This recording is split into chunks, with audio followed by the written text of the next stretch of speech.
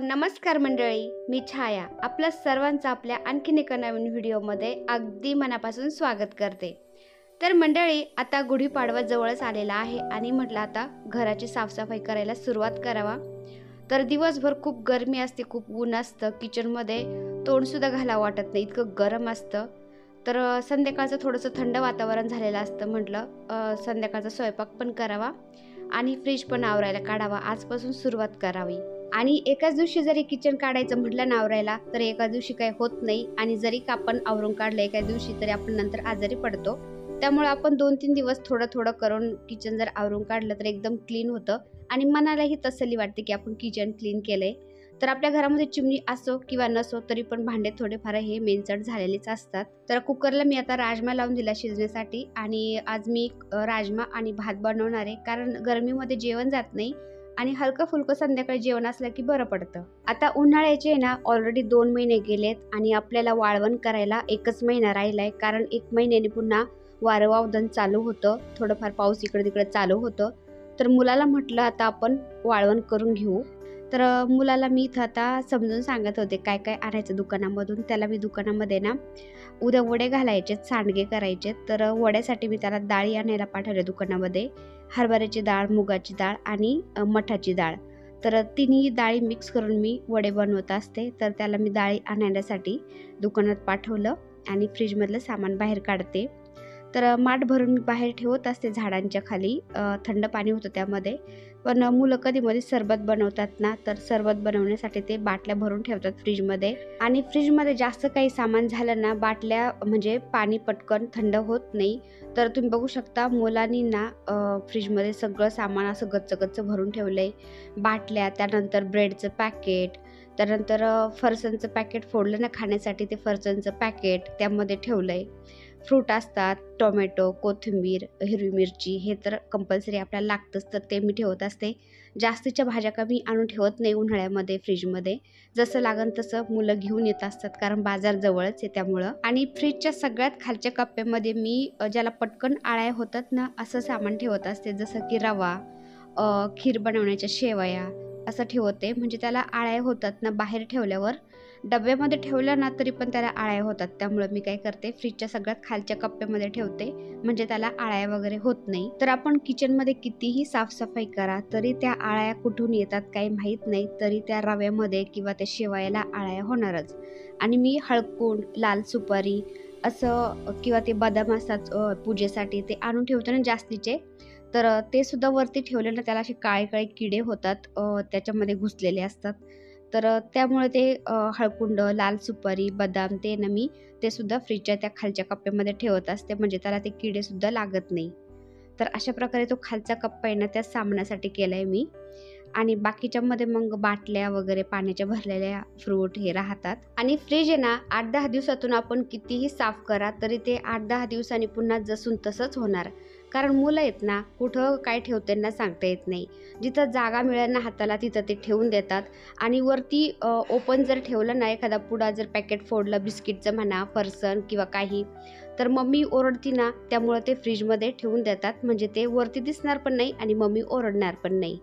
तर वरती कॉकरोच वगैरे पालींची भीती वाटते ना, त्यामुळे मी त्यांना ओरडत असते वरती काही ठेवल्यावर, त्यामुळे ते फ्रीजमध्ये ठेवून देतात आणि फ्रीज सगळी गच्च भरून देतात। आता दुधाची मलाई नाही, मी साई काढून ठेवत असते फ्रीजरमध्ये डब्यांच्या मध्ये आणि 8 दिवसामुळे मी त्याचं तूप बनवते, कारण 1.5 लिटर दूध आहे ना, तर साई भरपूर निघती आणि मुलं काही साई दुधाची खात नाही, त्यामुळे मी ठेवते आणि त्याचं तूपच बनवते। आता फ्रीजरमधला मी जेवढा मोकळा झाला होता बर्फ तेवढा काढून घेतला, कारण मी 2 तासापूर्वीच फ्रीज बंद करून ठेवला होता आणि फ्रीजचे हे भांडे आता घासून घेते। तर फ्रीजचे भांडे ना आपण एकदम रफ घासणीने नाही घासायचे, कारण ते काचचे असतात ना, तर त्याला क्रॅश पडतात, त्यामुळे अशी हिरवी घासणी एकदम सॉफ्ट मिळते त्यांनी घासायचे। किंवा नॉनस्टिकी भांड्याला आपण प्लास्टिकच्या वायरची घासणी मिळते ना एकदम सॉफ्ट, तिने घासायचे, किंवा नाहीच तर तुम्ही प्लास्टिकची एखादी सॉफ्ट पिशवी घ्यायची आणि तिने घासायचे, तर एकदम छान निघतात, त्याला क्रॅश पण पडत नाही।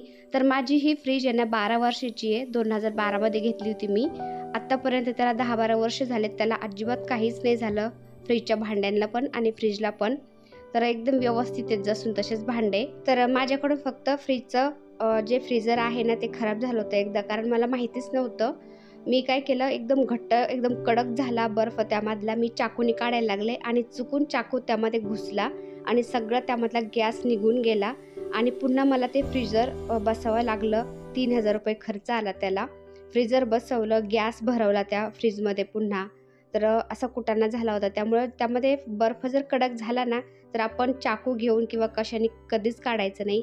सीधा फ्रीज बंद करून द्यायचा, तो बर्फ सगळा वितळून जातो. तर माझ्याकडून तेवढी एकदा चुकी झाली होती. बस नाही तर 12 वर्षातून बाकीचं काहीच खर्च नाही या फ्रीजला, जसून तसंच आहे. आता फ्रीजचे भांडे मी निथळण्यासाठी ठेवले, घासून स्वच्छ करून ठेवले. त्याचं पाणी सगळं निथळण तोपर्यंत मी फ्रीज पुसून घेते आता.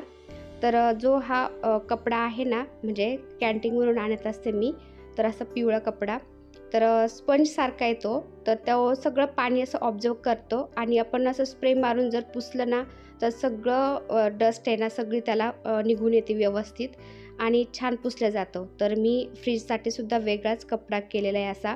तर आपण फ्रीज पुसण्यासाठी जर दुसरा कपडा घेतला ना तर त्याचे असे कपड्याचे छोटे छोटे कण त्या फ्रीजमध्ये राहतात, व्यवस्थित पुसता पण येत नाही. त्यामुळं मी असा वेगळाच कपडा, म्हणजे असा एक हे स्पंज ठेवलेला आहे, त्याने पुसून घेते व्यवस्थित आता. तर किचनसाठी पण मी हाच कपडा वापरते, स्पंज. किचनवरचं एकदम पाणी वगैरे सगळं ते ऑब्झर्व करून घेतं आणि किचन एकदम क्लीन होतं त्याने. तर फ्रीजसाठी आपण जुने बनियन जर असतील ना कॉटनचे, ते सुद्धा आपण फ्रीज साफ करण्यासाठी वापरू शकतो. त्याने सुद्धा फ्रीज एकदम साफ झाल्या जाते. आता फ्रीजला जो मी स्प्रे मारला आहे ना आणि फ्रीज साफ केली ना, हा स्प्रे मी घरीच बनवलेला आहे. ऑल पर्पज स्प्रे आहे हा. याच्यामध्ये आपलं भांडे घासायचं लिक्विड, खाण्याचा सोडा आणि व्हाईट विनेगर आणि पाणी हे मिक्स करून बनवलेला आहे हा स्प्रे. तर कितीही चिकट डाग असू दे तरी याने निघतात. फ्रीज तर एकदम चकाचक निघते. आणि आपल्या किचन वाट्यावर सुद्धा आपण झोपताना रात्री हा स्प्रे मारून जर किचन थोडं पुसलं ना तर कॉक्रोच पण होत नाही आणि तेलकट जे आपण स्वयंपाक केलेलं उडालेलं असतं ना ते सुद्धा एकदम निघून जातं. किचनच्या फरच्यावरच्या तर एकदम चकाचक निघतात या स्प्रेनी. तर ऑल पर्पज हा स्प्रे आहे. तर किचनच्या ट्रॉल्यासुद्धा आपण वरून जर पुसल्या ना तर एकदम चमकतात ह्या स्प्रेनी. तर दुधाची साई मी काढली होती ना फ्रीजरमधून, तर ती एकदम बर्फासारखी घट्ट झालेली होती. मी काय केलं, परातीमध्ये गरम पाणी घेतलं आणि त्यामध्ये हे डबे ठेवले आणि मग ते गरम पाण्याने काय झालं, ते पटकन वितळल्या गेलं. आता मी कढईमध्ये तूप करण्यासाठी एकीकडे टाकले आणि सोलरचं पाणी गरम आहे ना, तर ते साईचे दुधाचे भांडे आहेत ना तेलकट, तर त्यामध्ये असं गरम पाणी टाकलं की पटकन निघतात ते. तर गरम पाणी टाकून ठेवलं मी त्यामध्ये. आता फ्रीजचे भांडे लावते मी आणि मग हे भांडे घासते. तर दुधाची साई आपण फ्रीजरमध्ये ठेवतो ना, त्या भांड्यांना कधी पण झाकण लावून ठेवायचं, कारण फ्रीजरमध्ये जो बर्फ जमतो ना कधी कधी त्या साईमध्ये पण जातो, त्यामुळे झाकण लावूनच ठेवायचं. तर मी झाकण लावून ठेवते, पण बर्फ वितळेपर्यंत मी ते झाकण काढून ठेवलं होतं. बर्फ वितळल्यानंतर मी ते डबे काढले बाहेर, कारण बर्फाने ते एकदम जाम झाले होते, ते पटकन निघत नव्हते. त्यामुळे बर्फ वितळल्यानंतरच मी ते डबे काढले आणि आता तूप करायला ठेवले. तर नवरदेव पहा आतापर्यंत मोबाईलमध्ये गेम खेळत होते आणि आता चापरुशी करायला पहा, नौटंकी करायला आले तिथं की मी लय काम करतोय बाबा. आता राजमा शिजलाय एकीकडे, भात पण शिजलाय आणि आता कढईमध्ये मी तूप ठेवलंय फ्रीजचे भांडे लावूपर्यंत. आता महाराज आले आणि महाराज इथं तूप ढवळत बसले, जसं की यांच्या ढवळ्याशिवाय तूप होणारच नाही. तर मी काम करताना कॅमेरा सुद्धा एकटीच इकडे तिकडे ठेवते आणि काम पण करते. तर मध्ये मध्ये येतात हे लुडबुड करतात, कधी कॅमेरा पकडतात, कधी निघून जातात, गेम खेळत बसतात, मध्ये मध्ये येतात किचनमध्ये, म्हणजे बायको ओरडावा नाही यासाठी. तर संध्याकाळी मी थोडं फिरून आले, दिवाबत्ती केली आणि त्यानंतर मी स्वयंपाकाला आणि फ्रीज साफ करण्यासाठी लागले होते, कारण स्वयंपाक पण एकीकडं माझं चालू होता, तिकडं पण लक्ष होतं आणि फ्रीज साफ करण्याचं पण काम चालू होतं. तर 8-8:30 वाजेपर्यंत सगळं झालेलं आहे आता आणि फ्रीजचे आता मी भांडे लावून घेते.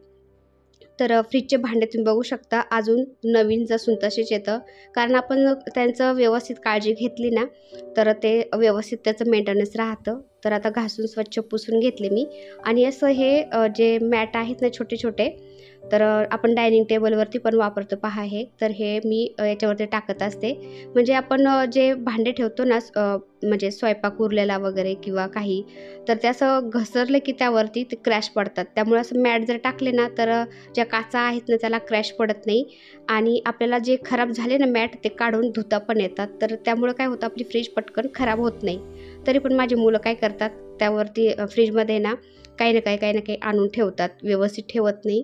त्यामुळं मला ते 8-10 दिवसातून साफ करावंच लागतं. तर हे पहा, तूप पण एकीकडं चालू आहे. तर स्वयंपाक पण झाला आहे माझा. राजम्याला मी फोडणी पण दिली, भात पण झाला आहे आणि दुपारच्या 4-5 चपात्या उरलेल्या आहेत, तर त्या भरपूर होऊन जातील. तर मुलांना तर भात आणि राजमा खूप आवडतो, तर ते तेच खातील. पण आहेत चपात्या, तर ते पण मी देईल त्यांना आता. तर मी संध्याकाळी काय करते, या मातीच्या भांड्यामध्ये ना गरमीमध्ये दही लावत असते. दही खूप छान असं चक्कात जमतं यामध्ये. अजिबात पाणी राहत नाही आणि आंबटसुद्धा होत नाही यामध्ये. दही एकदम मस्त जमतं. तर अर्धा लिटरचं भांडं आहे हे मातीचं. माझ्याकडे 2-3 मोठाले पण आहेत, पण अर्धा लिटरच लावते मी, भरपूर होऊन जातं दही. तर दूध ओतलं मी त्यामध्ये आणि मुरण्यासाठी 1 चमचा पण दही भरपूर होऊन जातं मुरण्यासाठी, पण मी 2-2.5 चमचे टाकते. तर दही लावण्यासाठी ना दूध तापून घ्यायचं आणि एकदम गरमच नाही ओतायचं त्यामध्ये. अगदी हलकं कोमट आहे ना तेच ओतायचं, किंवा थंड झालं तरी पण चालेल. आणि त्यामध्ये मुरण घालायचं आणि झाकून ठेवायचं आणि एखाद्या कपड्याने व्यवस्थित त्याला कवर करून ठेवायचं. म्हणजे काय होतं, दही छान असं जमलं जातं. तर तूपसुद्धा अर्धवट झालेलं आहे, मी झाकून ठेवते. आणि दही पण मी तुम्हाला सकाळी दाखवून आता जेवण करून घेतो आणि तूप आणि दही कसं जमतंय ना सकाळी दाखवते मी तुम्हाला. तर हे पहा, सकाळी मी तुम्हाला दही दाखवते कसं जमलंय आता. तर झाकून ठेवलं होतं ना कपड्याने मी, तर असं गरम वाटतंय.